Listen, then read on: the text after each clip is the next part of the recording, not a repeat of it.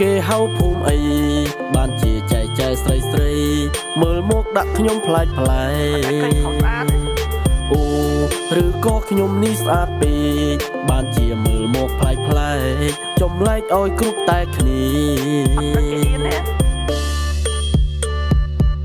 ថ្ងៃនេះចូលឆ្នាំថតលេងផ្ទះពូតែសយអីក៏ម៉ូតូវាធូរទៅបានមកឈប់ទីនេះតែហេងវិញបានជួបស្នេហ៍ស្មងអារម្មណ៍ខ្ញុំដូចចង់ហុងមិនដឹងខ្លួនសោះពេលនេះ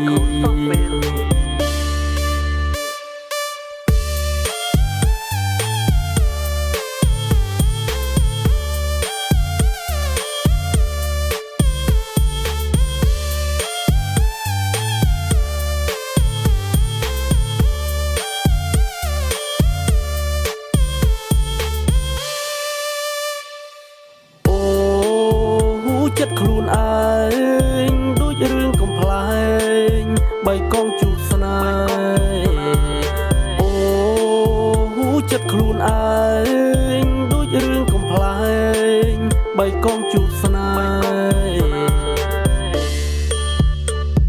អារម្មណ៍ខ្ញុំកំពុងតែរំភើបស្រាប់តែបងមកគឺដាក់ខ្ញុំឲ្យភ្ញាក់ពីដេ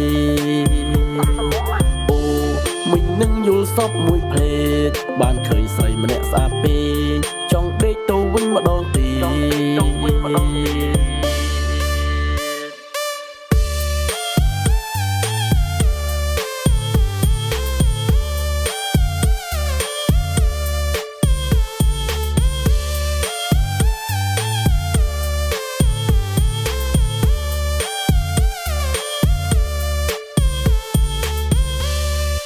ចែ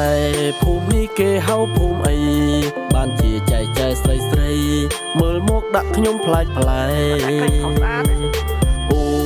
ឬក៏ខ្ញុំនេះស្អាតពេកបានជាមើលមកប្លែកប្លែកចម្លែកឲ្យគ្រប់តែគ្នាថ្ងៃនេះចូលឆ្នាំថតលេងផ្ទះពូ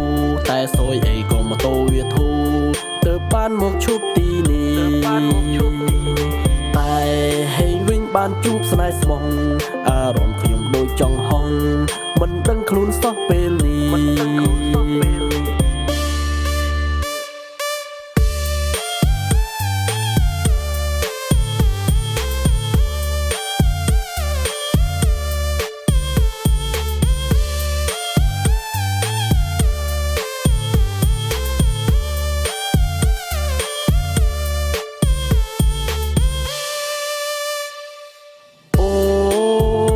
ចិត្តខ្លួនឯ